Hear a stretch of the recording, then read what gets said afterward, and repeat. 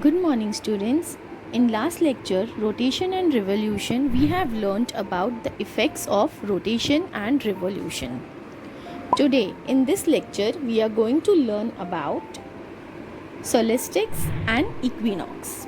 Now, let's learn in detail what is solstice. Solstice refers to the time when the sun reaches its highest or lowest point in the sky at noon, resulting in the shortest and the longest day of the year. Now, solstice. On June 21, the earth is in position when the north pole is tilted towards the sun. On this day, the sun is overhead at the Tropic of Cancer. This is known as summer solstice. The southern hemisphere, however, is tilted away from the sun and experiences winter. On December 22nd, the southern hemisphere is tilted towards the sun, while the northern hemisphere is tilted away from the sun. This day is known as winter solstice. So you got summer solstice and winter solstice. The date winter solstice in 2019 in northern hemisphere was on 22nd December, and summer solstice in 2019 in northern hemisphere was on 21st of June. So now we are going to learn about equinox. On 2 days in a year, the sun shines vertically over the equator at the angle of exact 90 degree. This angle decreases as one moves away from the equator.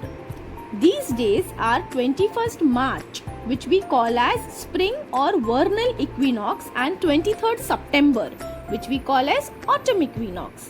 At the equinox's day and nights are equal length throughout the world. So equinox is where the day and night is at equal length, equal in the length.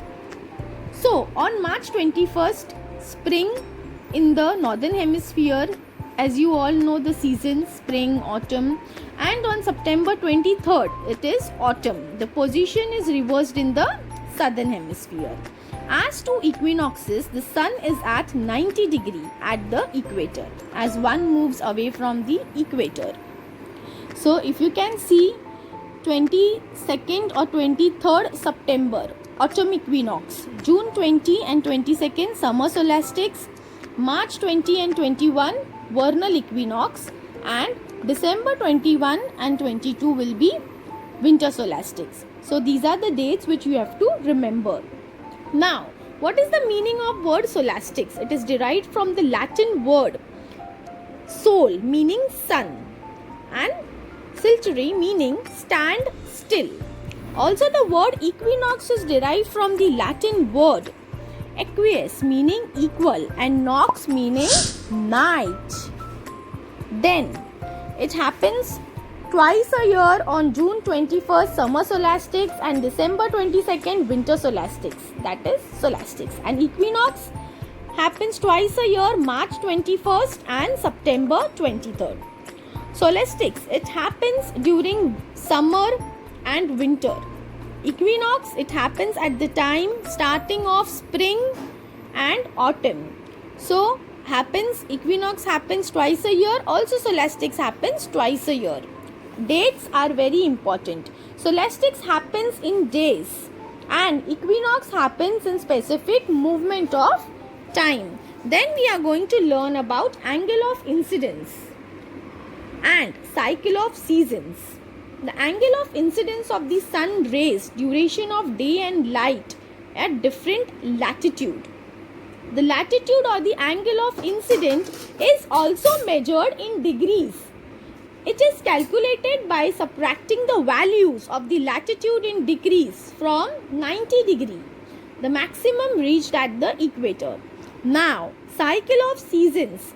The equinox and the solstice are the position of the earth with respect to the sun on given fixed dates. They helps us to understand how the seasons occurs and how they are reversed in the northern as well as the southern hemisphere. Position on June 21st. It is summer solstice in the northern hemisphere. The rays of the sun fall vertically on Tropic of Cancer. The duration of sunlight or daytime increases from 12 hours at the equator to 13 hours and 27 minutes at 23.5 degree north. So, this is known as this phenomena. Midnight sun. Norway is the land of midnight sun. This phenomena is very important according to the point of view of give reasons.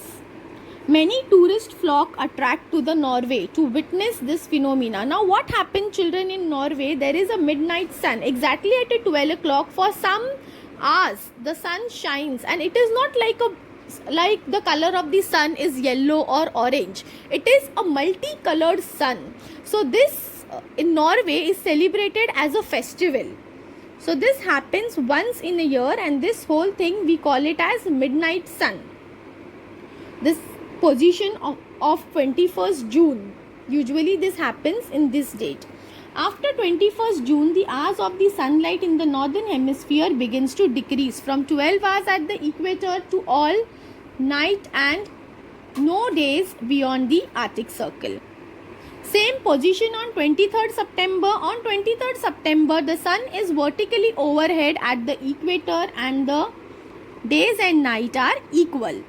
It is autumn in the northern hemisphere and spring in the southern hemisphere. On September 23rd, duration of sunlight is 12 hours on all places of the earth. Position on 22nd December. On 22nd December, the southern hemisphere is tilted towards the sun, so it experiences summer. Areas beyond the Antarctic Circle experiences 24 hours daylight.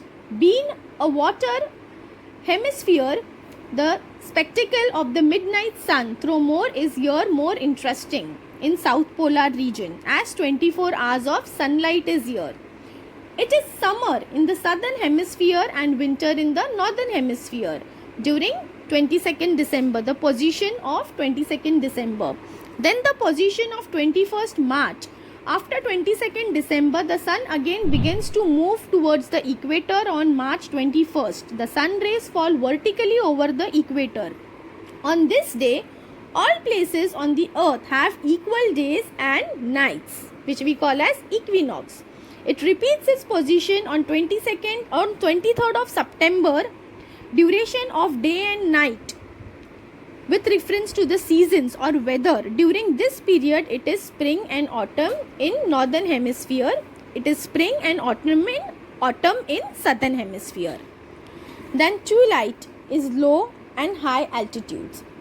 The variation and the amount of the heat received at the different parts of the earth during the year depends on the inclination of sun's rays. The different though is best explained by the vertical and the slanting rays. We should also remember that no place on the earth has abstract changes. Now, this period of diffuse light between sunset and complete darkness is called dusk or twilight, and that between sunrise and full daylight is called as dawn. Thank you.